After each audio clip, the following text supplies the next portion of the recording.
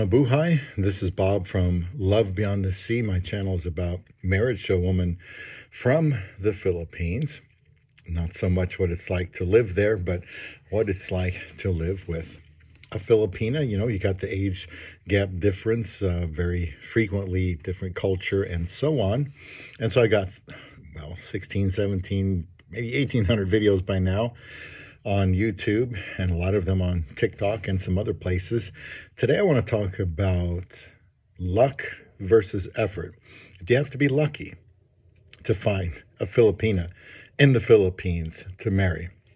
Does it just come down to luck? How much luck does it take? What do you think about that?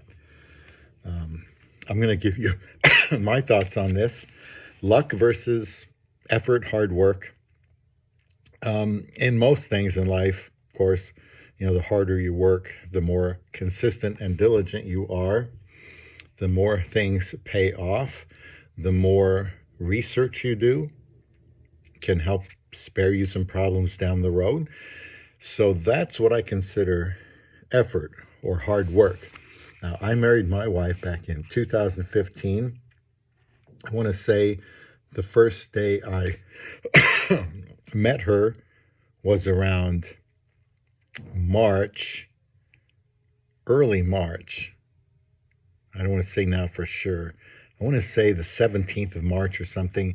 And I proposed on April 4th. This was back in 2015. If you do the math, that's only 18 days. We hadn't met in person because she's in Davao City. I'm here in Nebraska. And I asked her, you know, if she would marry me.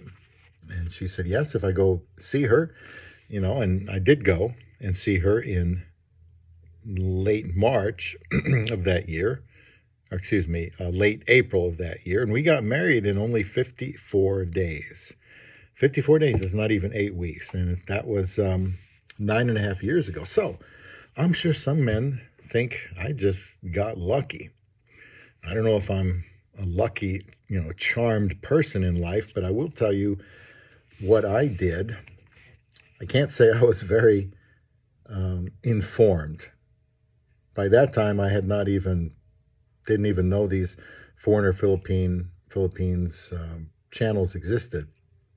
Enrique of, excuse me, Life Beyond the Sea was the first person I knew about that had such a channel, and I was already married by then, but you know, that's when I started looking at other videos as well, other channels. But I was married by then, going through the visa process. So I didn't know a lot, honestly. I just knew that I wanted to be married very bad. That's hopefully not surprising to men. I've been alone for so long, I'm not even going to say it. But if you watch some of my other 1,800 videos or so, you'll see. And I wasn't in prison either. I just was here and I couldn't get a wife or get married. So did I rush? No, I don't think I rushed. Yeah, we got married quickly, but I was prepared. I talked to people about marriage and relationships and my responsibility. And I even had my pastor made aware of everything going on. And I remember sending him an email on day 12. Day 12. Hard to believe. I still have that somewhere. And I think I used it in my, spousal visa petition because it involves a third person, which is always helpful. And I said, you know what, I just may, ask her to marry me. And my wife was 26, and he said, well, it'd kind of be nice if she was closer to 30. And I said, well, it's been a long time, and, if you want to talk to her, you can. So we did a Skype call one morning on Saturday, and that went well. And he said, okay, I'll give you my blessing to marry her. So I went out, got a ring, and if I didn't have it already, and we got married on May 10th, 2015, after 54 days. We've been married 9.5 years. So did I get lucky? Well, no, because I didn't just say, eeny, meeny, miny, mo, I'll take this one. I was prepared in that I wanted somebody that I thought was a responsible person. I wanted a Christian woman, and I wasn't really looking for somebody with college or, a great job or anything. I just wanted to get married, and someone seemed like a decent person. And my wife said, she's a really hard worker. I thought she was a leader. I thought she cared for other people. And so I wanted to get married and just work on it as hard as I could, which I have. And so we got married, and I've got plenty of help, you see, plenty of people I can go to for counsel, for advice, to blow off steam, which is something I've suggested in other videos that men do. Don't just think it's going to happen automatically. You're going to have to keep working at this. The work doesn't stop after you're married. It just continues. But I wasn't lucky. Lucky to me would be like somebody looking for a bar girl in the Philippines and saying, well, she says she loves me, it's going to work out. Well, that's really taking a chance. You'd have to be really lucky in that respect. I was just looking for character. My wife told me one time she doesn't have much money, but what she does have is her integrity. Can you imagine that? And I started falling in love with her after she said that, before I proposed. I think that's probably the trigger that made me propose and go out there. You get married her to, in front of family and friends. And so I don't think I was lucky. I was prepared. I had 4 or 5 others I could have had a relationship with, but my wife wanted us to kind of go steady and focus on each other. So I said, sure, we can do that. But I worked hard. I went out there quickly. I know there's some guys that it's been 2 or 3 years and their Filipina girlfriend says, well, my boyfriend from the United States or wherever still hasn't seen me, still hasn't visited me. Well, I don't like to give advice to Filipinas, but I would say move on and find somebody that will get over there a lot sooner and work harder to be with you.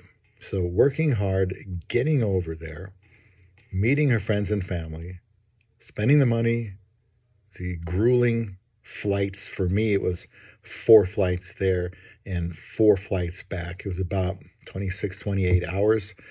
One of the flights was 14 and a half hours. Boy, I wasn't prepared for that. But I did it because I wanted to get married. Another way to show hard work is to talk frequently. We talked about hour and a half before work, 2.5 hours before bed. And the 4 hours, it was more on the weekend. That's 4 hours a day during the week. That really helps. But that takes time. You got to clear out other things from your schedule, and you have to be there and be on time. And if you say you're going to talk, then you got to talk. You got to talk a lot. Think about good questions to ask. I have on the YouTube a playlist about questions, 4 sets of videos on questions you can ask a Filipina at different stages to narrow down if she's someone you should propose to or not.